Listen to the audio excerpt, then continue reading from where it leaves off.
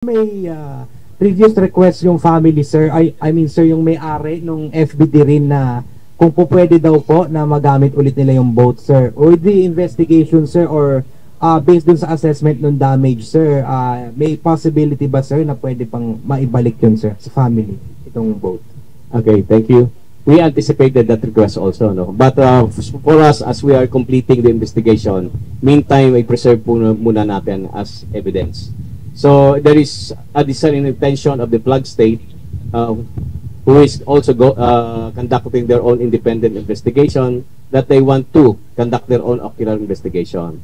So in the meantime, we will still preserve this fishing boat, and by the time we have completed the investigation together with Marshall Islands, so perhaps we can communicate with the PNP, I think Infanta, who was the one has the jurisdiction of this investigation.